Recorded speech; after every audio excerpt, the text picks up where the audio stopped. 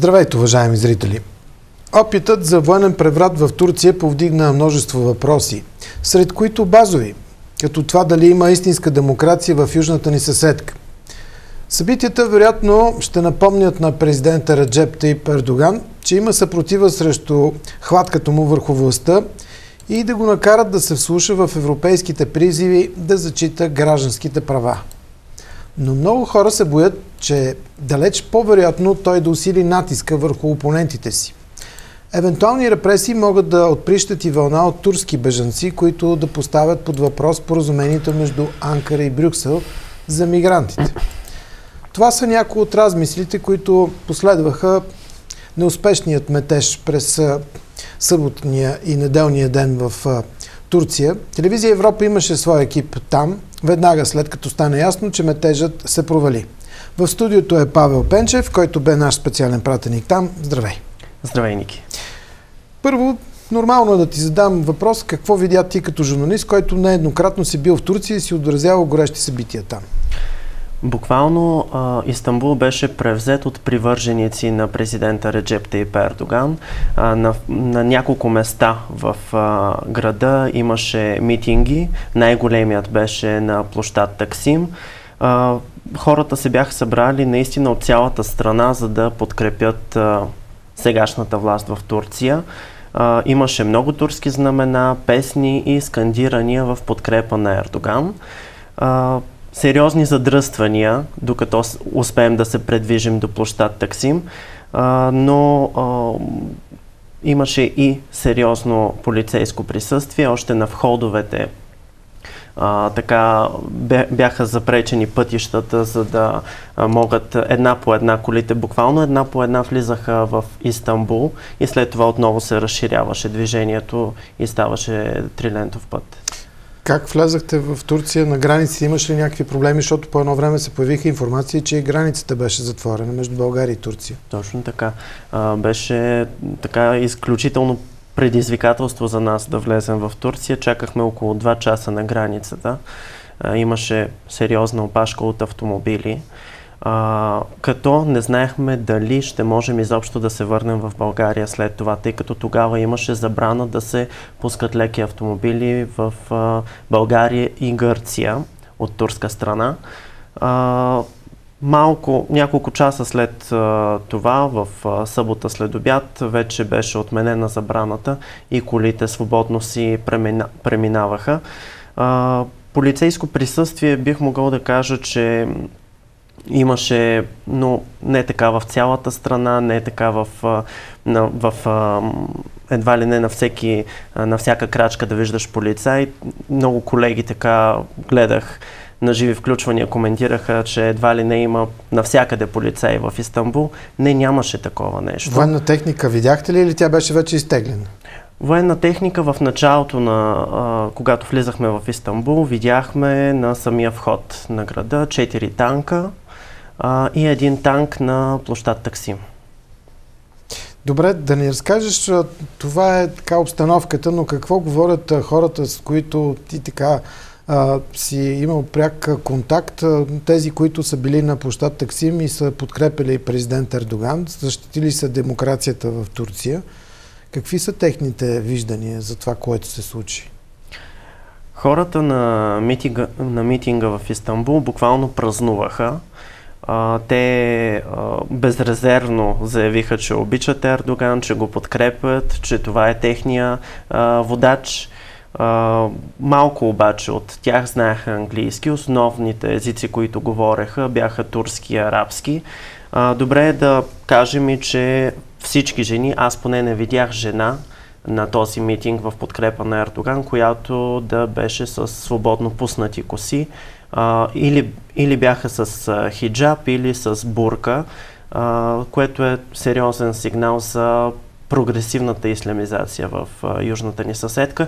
Сега обаче предлагам на нашите зрители да чуят какво казаха пред камерата ни хората в Истанбул. Това е успех за нашата държава. Имам предвид, че след този случай правителството ще е по-силно и нищо и никой няма да може да го свали. Откъде сте? От Иран, но съм студент тук. Живея и уча в Истанбул. Надявам се всичко да е наред и по-добре. Ние сме от Литва. Мисля, че това е голям празник. Това, което видях по новините и тук. Хората празнуват. Всички празнуват. Не се ли страхувате? Тази сутрин бях притеснена, но през деня всичко се нормализира. Защитени сме. Всичко е под контрол. Нашият контрол. Пристигнахме тази сутрин от Абу Даби. Вчера бяхме много изплашени, но днес мисля, че сме защитени. Всичко е наред, не се страхуваме. Да, със семейството съм си и смятаме още сутринта да се насладим на почивката си. Беше истински шок за нас да видим опита за преврат. Но благодаря на Бог, че всичко е наред сега. Това е. Всъщност това са Фетула Гюлен, терористите. САЩ също са намесени, вярвам в това. Знаете ли, организацията, която протестираше в Гези през декември, се опитваха да направят отново нещо срещу правителството и смятам, че и в това са замесени.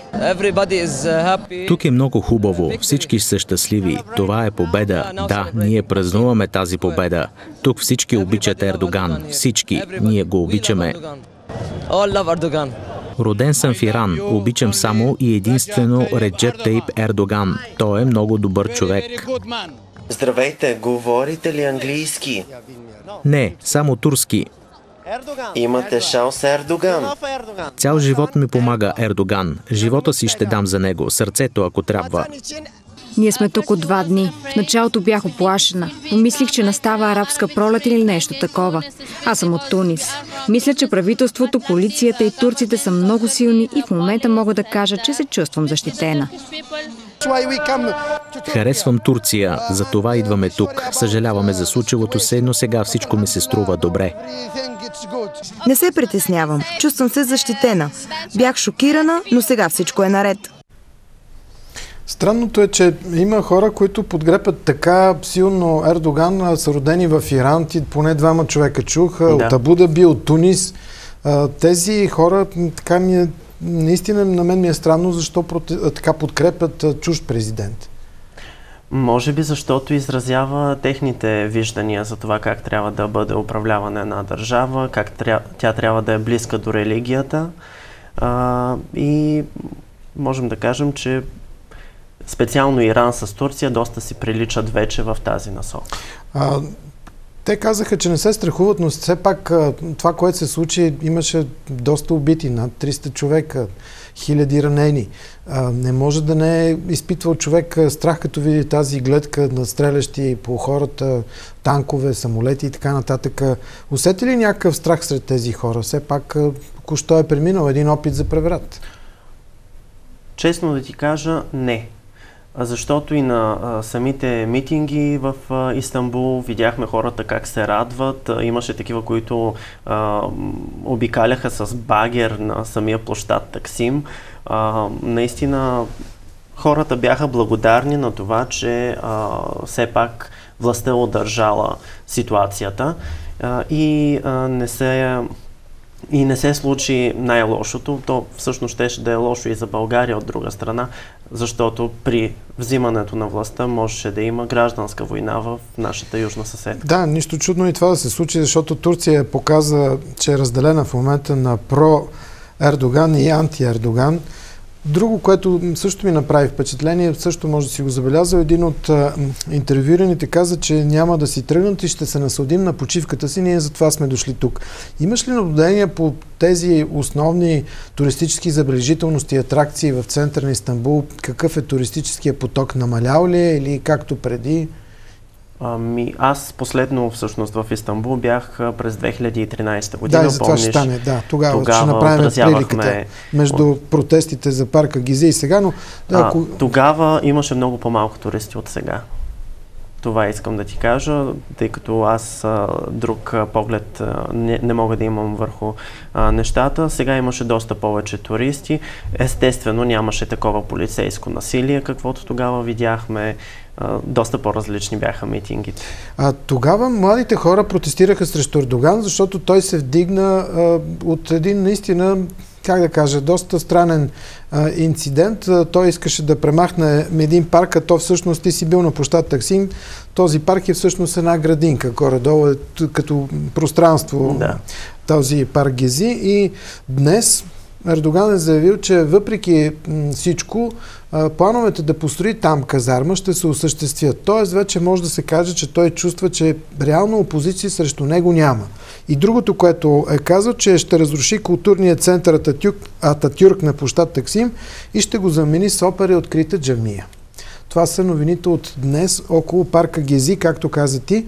Можеш ли да направиш сравнението между онези протести, които също имаше убити, полицията преследваше демонстрантите с сълзотворен газ, аз изпомням онези кадри. С водни уръдия, Дори и ние бяхме сред пострадалите. Тогава, през 2013 година, протестите бяха срещу управлението на тогавашния премиер Ердоган. Той имаше за план да разруши парка Гези, да направи там или мол, или джамия. Този път, знаем, протестите са в подкрепа на Ердоган. През 2013 година тези хора, които застанаха срещу Ердоган, бяха демократично мислещите хора в Турция. Те бяха тези, които знаеха поне един западен език. Тези, които именно искаха да отворят вратите на Турция, да отворят вратите на Европа за Турция. Но тези хора, които бяха сега на митингите в подкрепа на президента, са доста по-различни. Те са за това Турция да се капсулира, Турция да си бъде, едва ли не, да се превърне от една република Турция, да стане Ислямска република Турция, което е наистина много опасно. Другото, което ми направи впечатление, именно на този културен център Ататюрк, за който ти спомена, преди 3 години там имаше знамена на Кемал Ататюрк. Както и по време на протестите, хората развяваха знамена с Кемал Ататюрк, изобразен на тях. Бащата на светска Турция. Точно така. Сега тези знамена са заменени с знамена с образа на Реджеп Тайип Ердоган. Както на културния център, така и сред хората имаше такива, които развяваха такива знамена, което за мен означава само едно, че ислямизацията, това, което Ердоган от толкова много години се бори за Турция, малко по малко така почва да измества светската част на населението. Много наблюдатели и експерти, не само у нас, но и в чужбина, са на мнение, че този военен преврат всъщност е организиран от самия Ердоган с цел да се разправи с опозицията, защото те намират аргументи в това, че преди този неуспешен метеж е имало 4 военни преврата в Турция, които са успешни. Освен това да знаеш, че самата армия в нашата южна съседка е многобройна, добре подготвена, добре тренирана, добре въоръжена и вероятно самите военни могат да направят един успешен преврат, ако освен това не са били предадени. Но можеш ли да намериш ти отговор на този въпрос, ако евентуално сте споделили впечатление с колеги, които са били там, дали действително има някакви данни или така, някакви съмнения, че Ердоган може да сам да го е предизвикал или поне да е очаквал нещо подобно и да е бил подготвен? Данни за това категорични няма. Има съмнения за това. В форумите в Турция, както и с колеги, като си говорих оттам, това беше изразено, че наистина Ердоган ще излезе доста по-силен след този опит, неуспешен опит за държавен преврат. Никой обаче, добре е да отбележим, че нито една от опозиционните сили на Ердоган не е застана на страната на метежниците.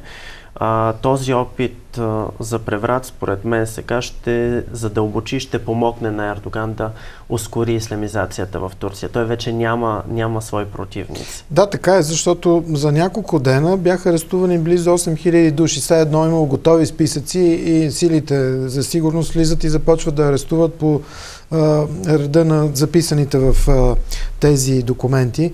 Как ще се развият нещата от тук насетне? Защото много хора казват, че ако Ердоган превиши правата си, той ще загуби. Но ако покаже слабост, пак ще загуби. Той вече превиши правата си, можем да кажем. Почна толкова много хора, магистрати вече са задържани, както и военни.